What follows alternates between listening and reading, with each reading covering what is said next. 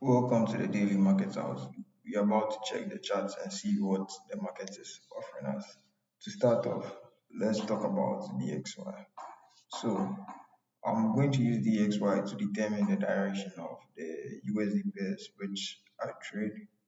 So, starting on the daily time frame, what we can see is that we have this higher time frame or target that we want to take out. And if we hop on the 4 hour, we can see that afterward taking out all these sellers to the left, we have mitigated extreme highs at this point, and we've seen what a sell-off happen. So from that sell-off, we can see that prices what building what liquidity. We mitigated the zone and we moved to the upside. We sold off again and moved to the upside. So we broke structure and we built liquidity at these highs. Yes, this high. We built liquidity at this high. So what we've done is we have trapped these buyers and we are heading back to the highs. I believe we could see this highs go for now. Maybe from there then we might see what a sell-off back to the lows. So that's the idea I have on the DXY. So my direction today for USD pairs is bullish. So hopping on to gold. On gold, what we can see starting with the daily time frame is that we have stopped out to this low. We are respecting this high to the left, and we've seen it what we've seen the sell-off and mitigate this zone. We still want to see price to reach these highs at the moment. But if we come to the 4 hour time frame, what we can see is almost a bit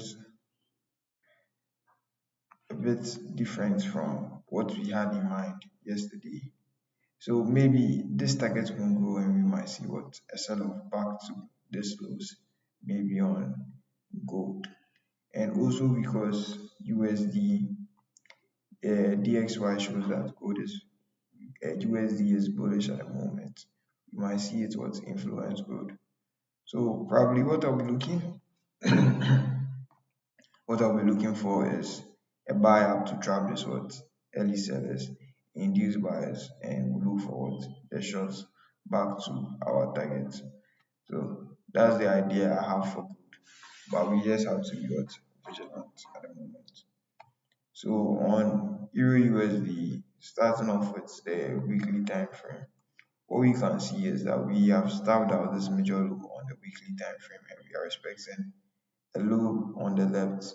So if you hop on the daily time frame, what we can see at the moment is that we've moved up and we are respecting this high. We've mitigated the zone to our left. If I go on the 4 hour time frame, I think it will be much clearer. Mitigated the zone to our left and we want to see this highs go. But at the moment, and also with the DXY's bullishness, we can see EURUSD what move back to the downside. At the moment, we've seen after mitigating the zone, we saw this sell-off, which induced sellers. Then we saw what price move to the upside and trap anybody that was what selling. Currently, we can see that it has what built liquidity at this lows, and we would like to see it what come back to the liquidity. At the moment, we mitigated the zone, which has caused price to what move to the upside, potentially inducing buyers. So maybe we could see what the sell move from here back to the lows. So that's what I see on EURUSD. And if I hop on the weekly time frame on GBPUSD, I'm also looking for what shots back to this low, which we want to see go out. So this low we can see has built liquidity from what this price action over here, which induced buyers, and we would like to see it go. So on the daily, what we can see is that we stabbed out this low, but not the zone low that I mitigated. And from there, we've seen what a move to the upside, which has what trapped these sellers at the moment, probably inducing buyers. And we would like to see some shots on GBPUSD to the lows, but not towards the extreme lows. We need what more price action to determine whether it is going to go low.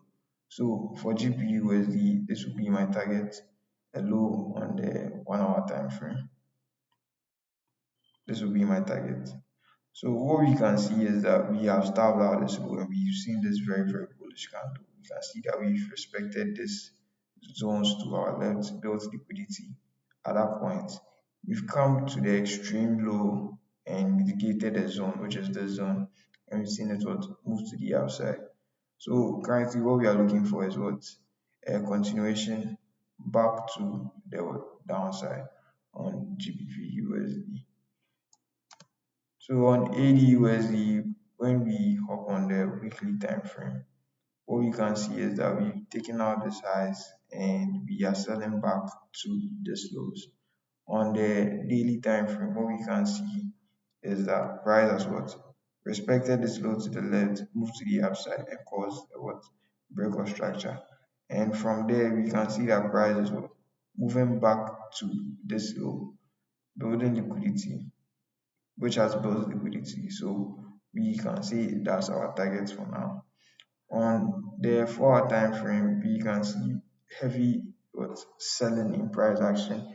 We are currently respecting a low, which we can see clear around the 1 hour time frame, and we can see that what price is what fast approaching that low. So my idea for AUDUSD is that once this low gets tapped, I want it to what mitigate a zone, probably this one or this. Then from there we will see what a buy to the upside, trapping early sellers. Then we can engage what in the short move back to the lows.